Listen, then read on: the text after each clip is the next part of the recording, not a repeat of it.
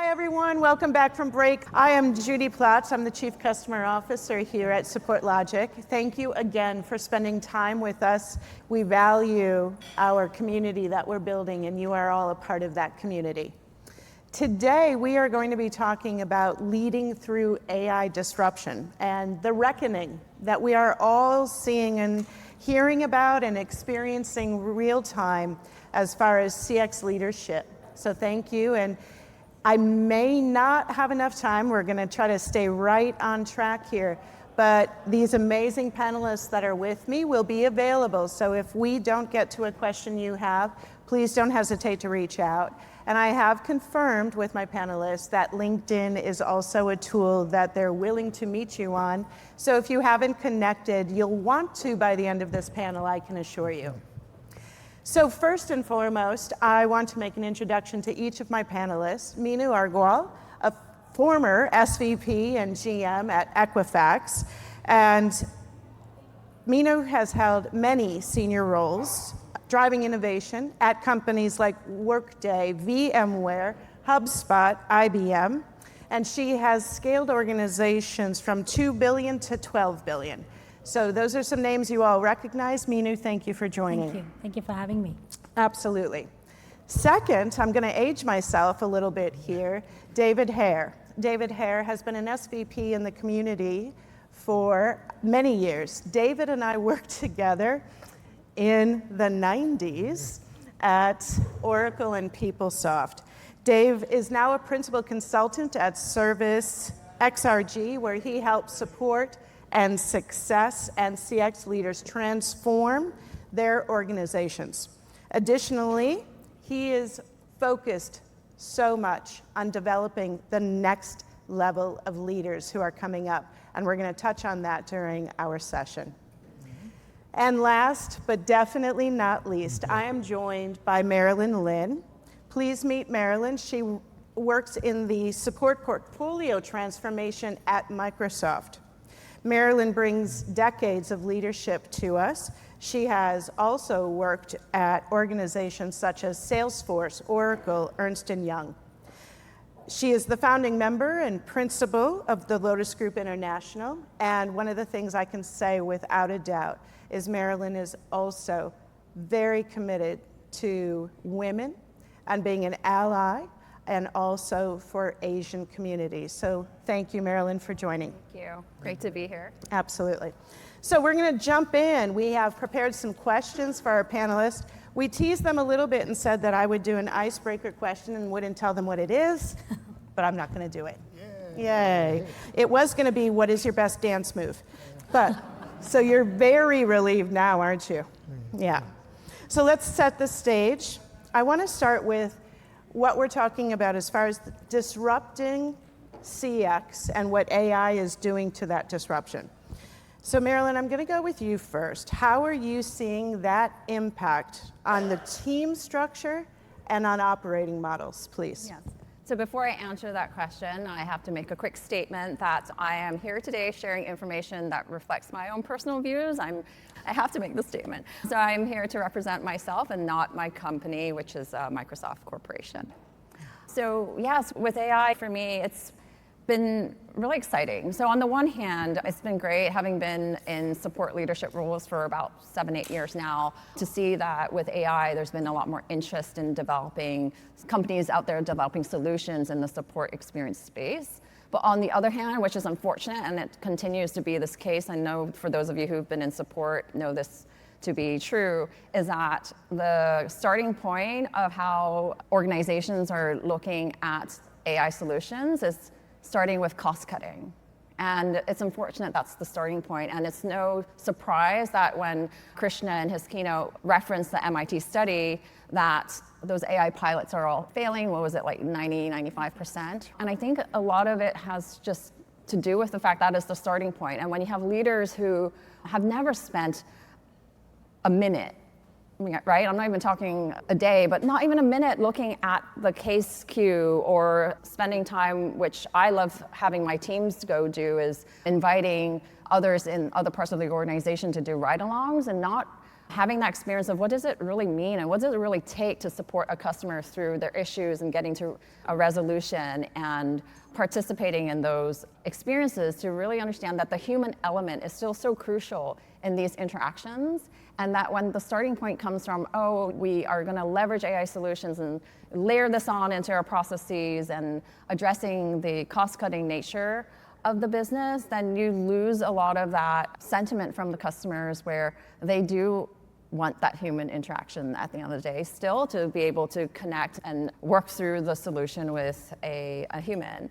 And then on the other side of it too, with the support engineers, the support agents, and I've had opportunities where when I moved into a new organization to lead the global technical support team, I spent time with every individual on the team, and having spent that time speaking to everyone and learning the reasons why they're in support and why they love their role is because they want to help customers and they want to problem solve. And with AI, the great thing about it is giving those opportunities for the support engineers and support agents to be able to spend more time to focus more on the high complexity issues and leaving AI to do a lot of the triaging, basic case solutions, and giving the opportunity and time that I know a lot of support agents and engineers say they don't have, which is like the training and development side of things.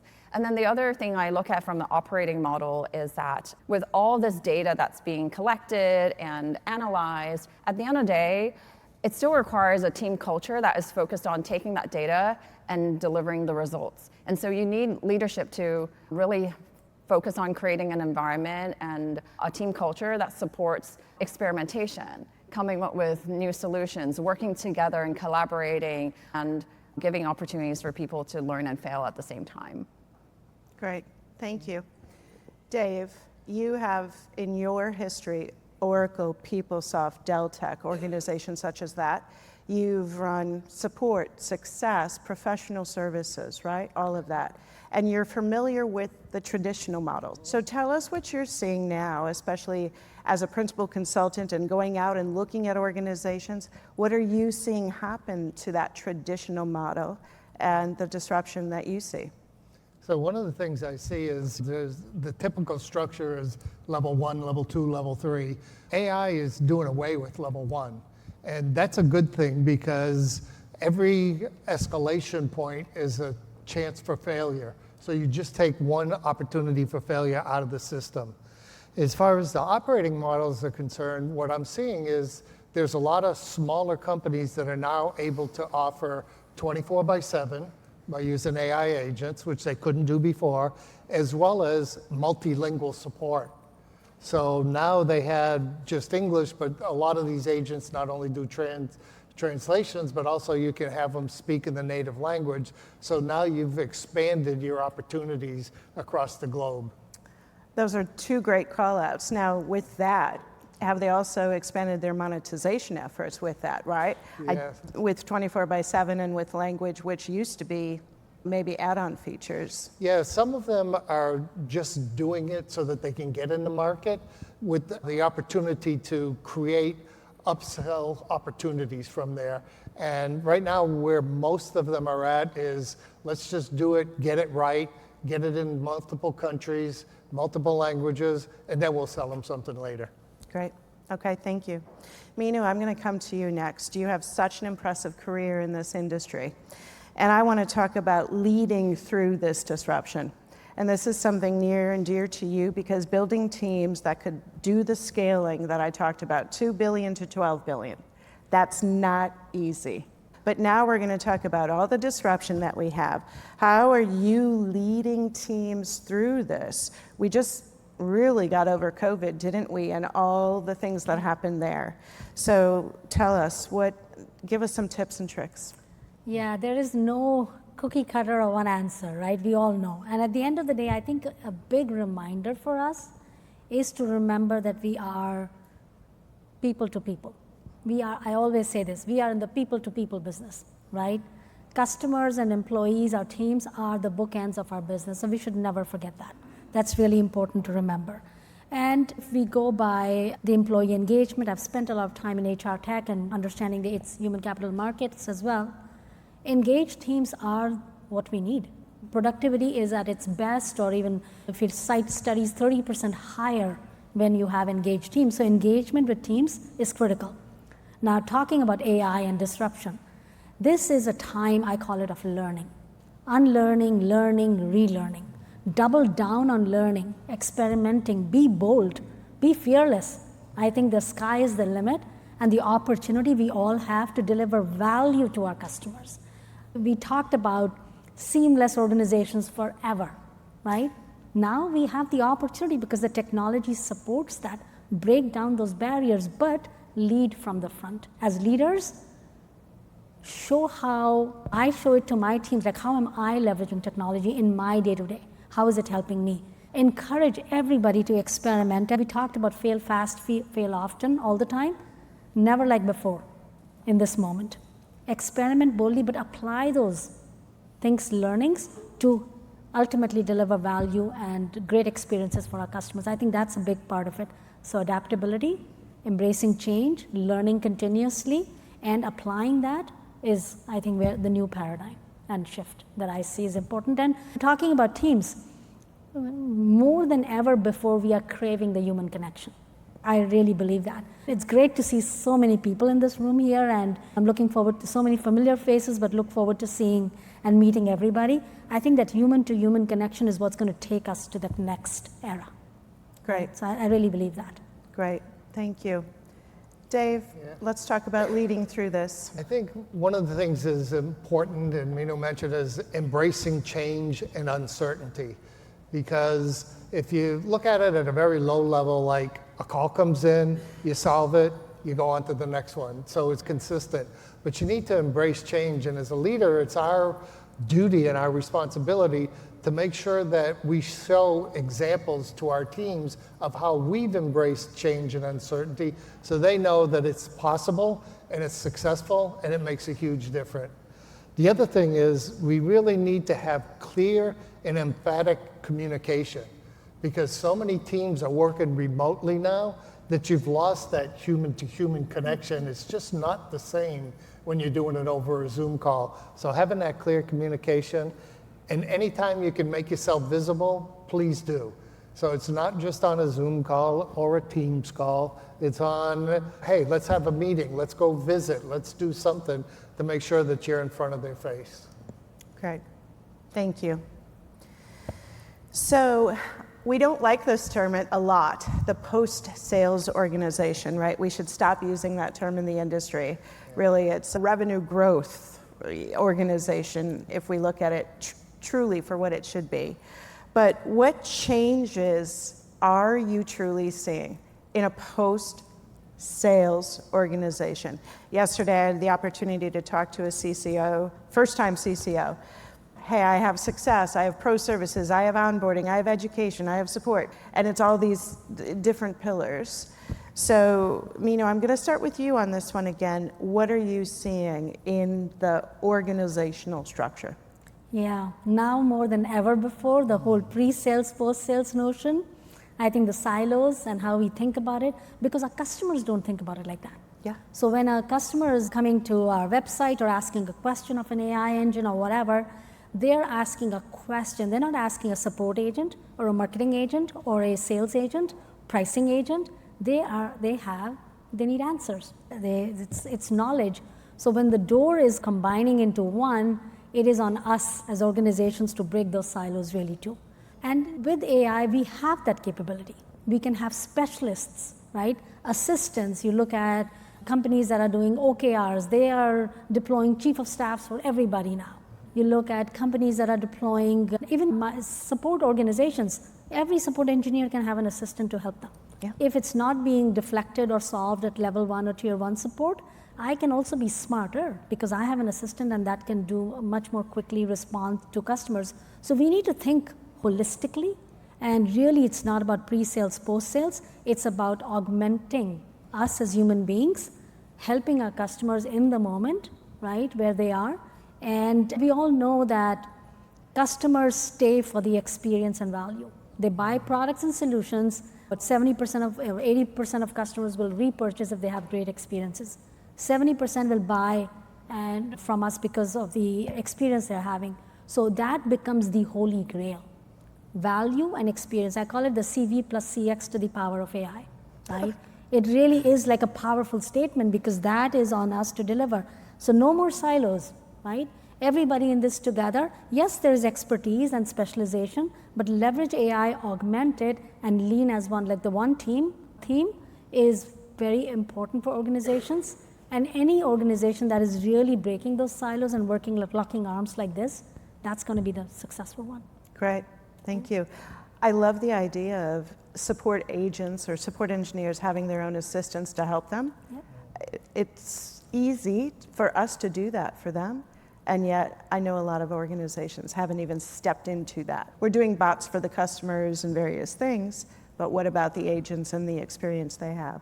Marilyn, how about you talk about this one as well? Yeah, I definitely see the coming together and stronger, deeper integrating of success, support, and professional service teams coming together and building stronger, what I would describe as like connective tissue internally and getting more of that 360 view of the customer and understanding where they are along the journey and the health of the accounts across a number of different spectrums and more willingness to share data and building in those data integrations across systems that different functions use. I'm also seeing that organizations are focusing on even creating rules or programs and processes that are focused on making sure that customers are realizing the value from the technology that they've bought and the promises and the expectations that they have had at the time of sale, and leveraging AI in ways to dig into the available information internally and being able to inform the post-sales organization with that information. And I think like one area, and I guess I'm teeing this up for the panel that follows us after as it relates to turning CX interactions into revenue generators, is that an area with AI that I see in the post-sales side is changing the structure and the way we look at support, not just as problem solvers, but also value advisors, right? Like with these customer interactions that they're having, they are best positioned in really understanding the lay of the land, the technical issues that the customers are having, and they're closer to some of the adoption areas and can naturally provide these conversations where they can talk about adjacent complementing features that the customers are not using, or making sure that they're encouraging customers to explore features and functionalities and capabilities that they haven't been tapping into, and open up those upsell, cross-sell opportunities in those conversations that support is having, because they have a very unique view of the way that they're interacting with customers and have a better sense of the lay of the land of what's going on in the customer's environment. So I think by looking at support in more of a strategic angle versus where it's traditionally the organization that's there to resolve issues, break fix problems, I think it's really important for leaders to recognize that support is more than answering tickets and resolving tickets, but being able to up-level the organization and participate in more of that revenue generating cycle as well. Yeah, I think one of the things too, support and education, so much more opportunity here right now in the organizations. If you're using, let's say, knowledge summary to take a case summary, to do knowledge summary, you can turn that into an educational video in a second, give that to your peers in education, and they can add it to their training content. And so we talk a lot about support and success and what's happening there, but we should talk about what's happening with engineering. We should talk about what's happening with education and pro services, because we're all creating, and we're all knowledge workers. We should be creating knowledge for use throughout the company, not just use in support. And I think we're gonna see a serious amount of convergence across those lines of business as well. Now I'm gonna come to you on this next one. So we're talking about agents, we're talking about copilots and reasoning engines. Everything's coming out just at a rapid rate. How are you using these? What impact have you seen? And I'm going to take us into the build versus buy piece of this. Okay, no, that's 3 questions. Indeed. So let me start with reasoning agents, all of the things that we are grappling with right now, some fundamentals to these that we must remember, and I've been experimenting and applying these, is the quality of the prompt, the quality of the data. So quality is really important. Data is important, but the quality of the data is super critical because, to your point, the knowledge base, and right now the knowledge is pervasive. Everything we put in is going to be available to every agent inside or outside, whatever your philosophy and principles are. But I think it's really important to pay attention to that. And then the low-hanging fruit has been support, has been service, has been success, right? Has been the knowledge bases. So that's where a lot of the work I've definitely personally also implemented. But at the same time, the opportunity to cross-functionally connect it is better than ever before. So applying, I call it breaking the silos. Success sits in the middle. Should it lean left towards revenue? Should it lean right towards support? I think those are combinations depending on the organization, depending on the culture, depending on the product, maturity, vectors of maturity, right? So those are all options to consider. And then finally, as we think about reasoning agents, and have to remember governance, establishing guardrails. I think in the I want to use the word rush, in the moments that we are in, there's a sense of urgency everywhere. But remember the guardrails, all of these AI tools and technologies need guardrails. Be ethical responsibility, all of those are really important to think through. Governance, what's your governance model as you're deploying these technologies? And most companies have a group doing that, but it's an important element as we think through the future. So those are some of the things top of mind when I look at how to deploy, what to deploy. And then the build versus buy, it's coming back, like in every conversation. Because it's very easy for us to build now. Everyone has Microsoft Copilot, right? So why can I not build a support assistant just using that? That's all great, and it does matter. Sensitive data privacy, security, lots of reasons to do it, and ease of use. I can just build it. It'll take me 3 hours. Why not? I was talking to somebody the other day. They built a whole deal desk, and I was like, oh, right? So it's become really easy. But the bigger question to ask is the why. Why would you build versus buy? And the answer lies in the why, right? Because is this core to who you are as a company? Can you maintain it? Can you keep up with it? The industry is going to keep changing. Can you keep up? Like, even as we are sitting here, there are 35 new startups in the next hour doing some point solutions, and they'll be better at it. So I think the build versus buy, I always say, ask the why. Why would you do it?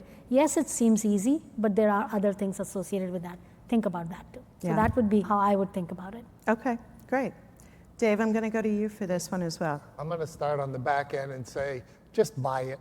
Right? Love that. It is way too hard to support it going forward and trying to keep up with all the technologies and the innovations. And let that be some other company's job and get down to your core expertise. So just buy it. I'm just going to talk about support and what we've been seeing in support mostly. And one of the things that people don't realize is you get omni-channel consistency. So now all of a sudden, through the web, through chat, through calls, through emails, through web-based, everything's consistent with the AI copilots as well. And you also get reduced wait times, you get higher call deflection, and one of the most important parts as well is improved agent productivity. If you have one for each agent, that's fantastic. If you only have one, I think SupportLogic did some analysis where some agents have to look through 13 different databases to find an answer. Now you go to one place. That improves your productivity through the roof. Awesome. Hey, Ryan, that just buy it, I'd like you to take that snippet, and I want you to actually send it to Dave's wife. Anytime she asks for the new bag, the new shoes, the new car, we're just going to play that snippet. Where do you think I got it? Perfect. Okay. We're going to do our final question in our flash round, okay? And we have a room full of amazing people here today. What advice would you give CX leaders about preparing their organization? You've peppered things in here all along. Be bold, use your data, stand with conviction on what you're doing, think about your staff. But if you were in that room and you were taking advice, please, I'll start with you, Meenu, and we'll go down the line. I would just say be fearless. Okay. There's no time like today, just go. Okay. I would say it's great that you put leaders there because one of the challenges I'm sure that you have below you is that There's managers and there's leaders. And I think managers are tour guides. They take you to the same place every time and they tell you the same thing about the same place over and over in the environment you're in. Where leaders are explorers, and they take you to places that you've never been before, and they teach you about it. And we're in an environment where we've never been before, so we need a heck of a lot more explorers, and I'm sure all of you in this room are explorers. Make sure the people below you change from tour guides to explorers. I love that. Great. Marilyn? So I have 3 takeaways. You can sneak them in. Okay, so the first one is start with the problem, not the tech. And I came across this quote on LinkedIn from a friend of mine, and she was posting about a quote from a participant at her workshop recently. And it was, having AI is similar to having a lot of woodworking tools, but that doesn't make you a carpenter. And you really need to understand what issue you're trying to fix to pick the right tool to go fix it. So I think that applies for how we're addressing problems that we're seeing and whether or not to leverage AI, whether we build or buy for that.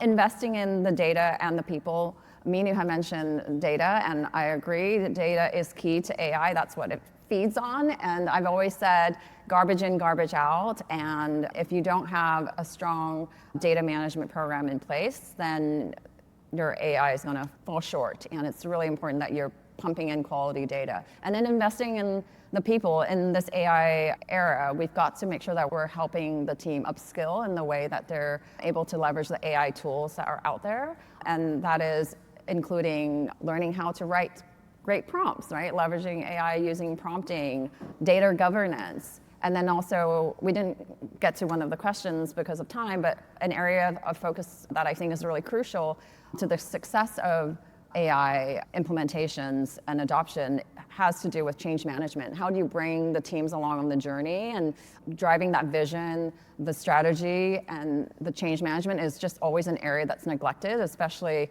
regardless of AI adoption or resistance to AI. With any initiative rollouts in the past, and I'm sure many of you have seen a lot in your lifetime as well, the ones that fail to execute well and get adopted and enabled is because the leadership team didn't prioritize and they neglect the importance of change management. And then lastly, my third one is build governance in on day one, making sure that you have those clear guardrails as it relates to the data privacy, accuracy, and then also the human oversight to make sure that you're embedding trust along your innovation journey. So those are my 3 takeaways. Wonderful. Thank you. I appreciate each one of you for different reasons, but I value you being here with me today. SupportLogic thanks you. I think we all thank you. Thank you for those morsels. Again, LinkedIn, make the connections. And I think just continue to reach out to your peers and talk to your peers. Now more than ever, we can learn from each other. No one knows what's going on to the degree right now that we used to. So let's talk to each other and keep the conversation going. So thank you, everyone.